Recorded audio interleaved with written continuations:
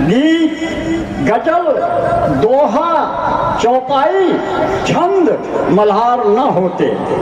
जरा उसी धरातल से बैठ के सुनिए। मतलब आत्मविकास शुक्ल ने कहीं लिखा है कि डूब कर सुनोगे तो और जुड़ोगे तो हम तुमसे जुड़ जाएंगे, वरना ये परिंदे हैं बहुत दूर के, बोलियां बोलकर उड़ जाएंगे।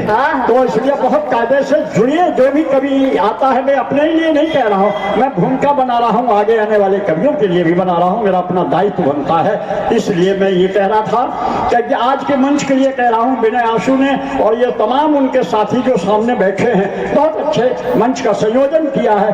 तब जाकर कहता हूँ कि गीत, गजल, दोहा, चौपाई, छंद मल्हार न होते। गीत, गजल, दोहा, चौपाई, छंद मल्हार न होते। अरे दुनिया सूनी सूनी होती यदि ये फनकार न होते। दुनिया सूनी होती। बहुत बढ़िया गीत पढ़ रहे थे जिन्होंने ओपनिंग बैट्समैन के रूप में यहाँ दीक्षित जी एक सम्मेलन उन्होंने पक्का कर लिया हमारे अपने कन्नौज का अपने गीत के माध्यम से। मैं बहुत बधाई देता हूँ। आइए, ज़्यादा समय नहीं लूँगा, आप निश्चिंत रहें। चूँकि विनय जी ने कहा है, हमने उनसे कहा था जल्दी जाना है, कल हमारा अपना एक कार्यक्रम है वहाँ पर, तो हमने उनसे कहा था मुझे पढ़वा देना, कहीं पर हम देखेंगे। दीक्षित जी ने एक बात कही थी, बहुत उन्होंने बातें तो जो भी कही थी एक तरह से वे सूक्त मंत्र थे जिनको के हम अगर उसमें आचरण में लें ना शुरू हुआ।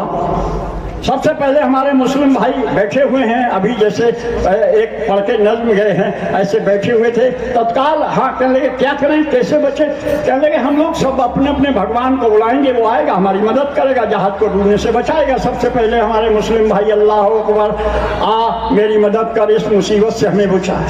और ईसाई भाई चिल्लाया, ओ भाई God bless us, save us. Hindu अब तक चुप बैठा हुआ था, दोनों को बड़ा गुस्सा आया। कहने लगे भाई हमने अपने अपने भगवान को बुलाया, तुम अब तक चुप बैठे हुए हो, क्या बात है, क्यों नहीं बुला रहे? कहने लगे बुलाऊंगा भी नहीं। कहने लगे क्यों? अरे कहने लगे सुनो, तुम्हारे तो एक था, बुला लिया, यहाँ तो 33 करोड़ हैं, 33 करोड़।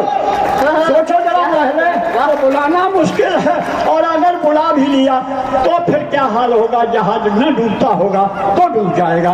मैं कहना ये चाहता हूँ कि यहाँ जो बैठे हुए हमारे अपने सदस्यगण हैं और विनय आशु को जो सहयोग करने वाले उनके अपने मित्रगण हैं, मैं उन सबको बहुत प्रणाम करता हूँ, बहुत उनका आभार व्यक्त करता हूँ। एक एक के विषय में जाऊँगा तो मेरी कविता का जहाज न डूबता होगा तो डूब जाएगा।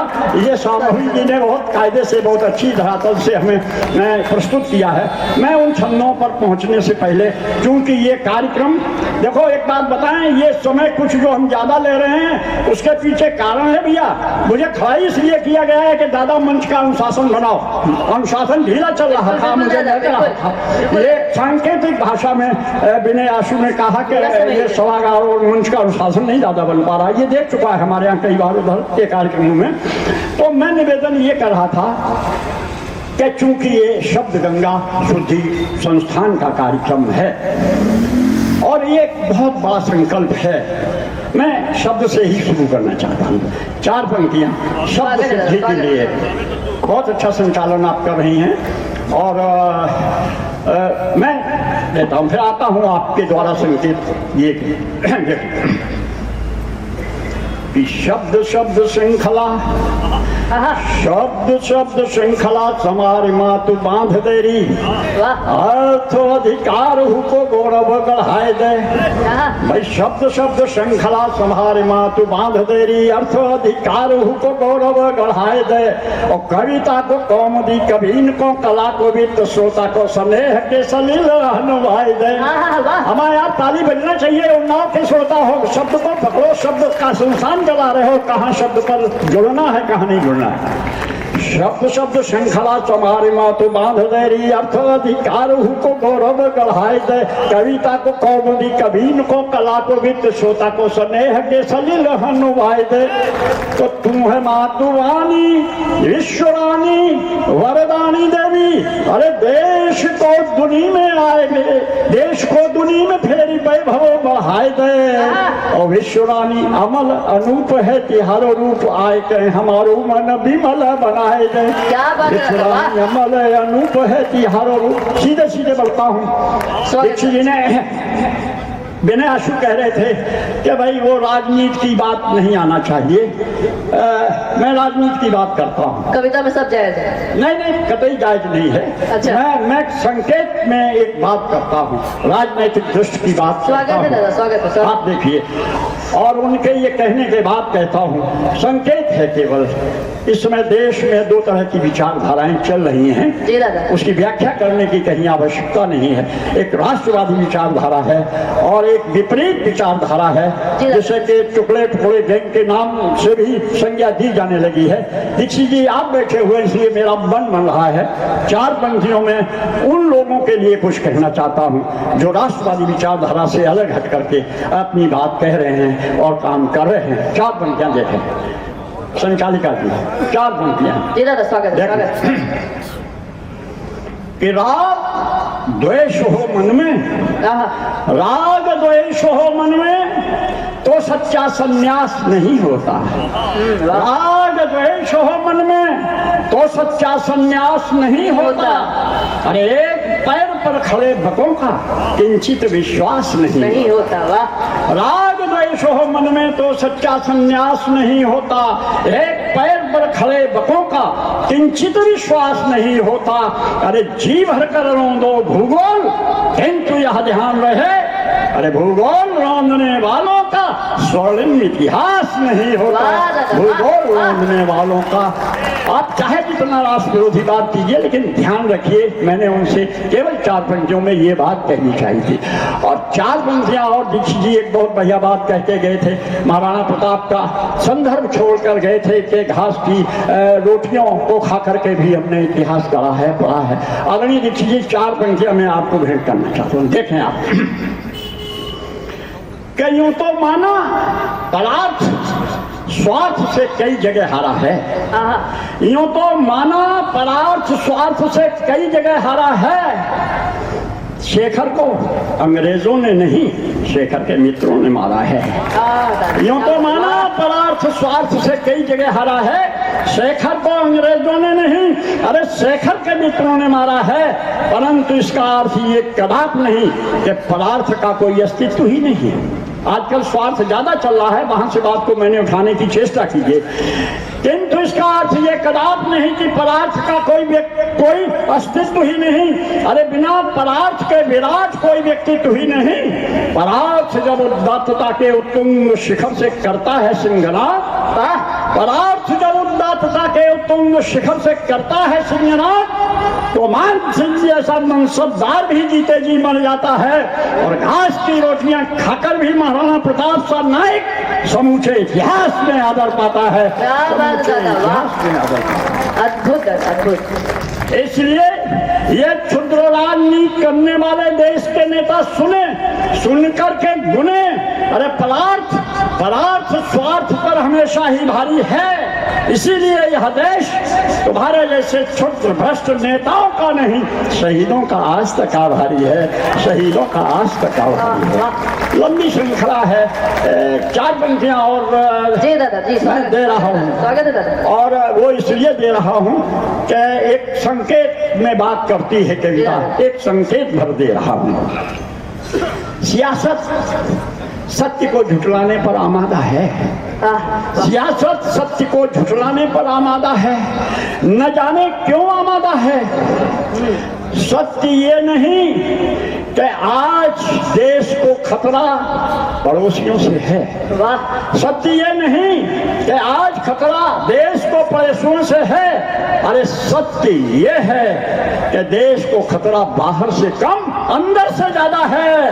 देश को खतरा बाहर से कम अंदर से ज्यादा। सांकेतिक भाषा की बातें थी, कुछ कर गया आपके बीच में। और आप सबकी अनुमति लेता हुआ यहाँ मातृशक्ति बैठी हुई है। चार पंक्तियाँ उनकी वंदना में भी मैं रखता हुआ बहुत जल्दी अपने काव्य पाठ को विराम दूंगा। मातृशक्ति बैठी है, इस नारी शक्ति को की वंदना करते हुए मात्र 4-6 पंक्तियाँ देख लें। स्वागत करें। अंतरराष्ट्रीय महिला दिवस पर विभिन्न देशों का प्रतिनिधि मंडल यूएनओ आया है। सभी देश के प्रतिनिधियों ने अपने अपने देश की नारियों का यशोगान गाया। अमेरिका के प्रतिनिधि ने कहा, अरे हमारे देश की नारी, हमारे देश की नारी तो सामान्य यात्री यान से लेकर युद्ध के बड़े बड़े बम वर्षक विमान तक उड़ाना जानती है। रूस के प्रतिनिधि ने कहा, अरे उन विमानों को उड़ाने की बात जाने दीजिए, हमारे देश की नारी, अरे हमारे देश की नारी तो उन विमानों का निर्माण तक करना भली भांति जानती है। तभी चीन का प्रतिनिधि चिचियाते हुए बोला, हमारे देश की नारी बड़े बड़े राष्ट्रीय ओलंपिकों में एक साथ कई स्वर्ण पदक लाना जानती है। सर्वांत में भारत का प्रतिनिधि बोला। भारत के प्रतिनिधि का जवाब अगर आप तक पहुंचे, बात पहुंचे, तो पूरे मन से पूरे सदन को एक बार जोरदार ताली बजा करके नारी शक्ति को प्रणाम करना चाहिए। सर्वांत में अभी नहीं भैया, अभी नहीं, बाद में अंतिम पंक्ति पर सर्वांत में भारत का प्रतिनिधि बोला, अरे माना तुम्हारे देश की नारी युद्ध के बड़े बड़े बम वर्षक विमान उड़ाना जानती है, इनके देश की नारी उन विमानों का निर्माण करना भली भांति जानती है, उनके देश की नारी एक साथ कई स्वर्ण पदक लाना जानती है। पर सुनो हमारे देश भारत, अरे हमारे देश भारत की नारी तो यमराज के पंजों से भी अपने पति को छुड़ाकर वापस लाना जानती है। दादा हमारे देश, क्या बात है दादा, वाह। नारी की समुचित व्याख्या करी है हमारे बीच में दादा ने। तोड़ते ही कंटकों से उंगली में घाव लगा शाम को। व्यंजना देखेंगे अगली पंक्ति में, झूल में गुलाब टांकने के लिए तोड़ते ही कंटकों से उंगली में घाव लगा शाम, तीर बांध दिया रक्त सनी उंगली को, अरे द्रौपदी ने कृत कृत किया छविधाम को, और बांधी नहीं सिर्फ एक उंगली ही, द्रौपदी ने चींट में ही बांध लिया पूरे घन श्याम को, बांधी नहीं सिर्फ एक उंगली ही, द्रौपदी का कौरव सभा में सुन, वाटिका में चुभा हुआ तरण याद आ गया, दौड़ पड़े लाज को बचाने हेतु नंगे पांव के सबको उंगली का व्रण याद आ गया, तो दुशासन सा वीर चीर खींचते हुआ धीर, अरे प्रेमियों को रंगवा। लंबी श्रृंखला है, फिर कभी मिलेंगे। अंतिम गीत की कुछ 4 पंक्तियां देता हुआ इस गीत लिखती रही, कब हवा का झोंका आए, कब दिया बुझ जाए, कब सांस आए ना आए, माटी का खिलौना कोई जिंदगी रही, टूटी हुई सांस गीत लिखती रही, झील का किनारा हो, संसार के आकर्षण, झील का किनारा हो या दूर की डगर, करना ही होगा पूरा आखिरी सफर, करना ही होगा पूरा आखिरी सफर,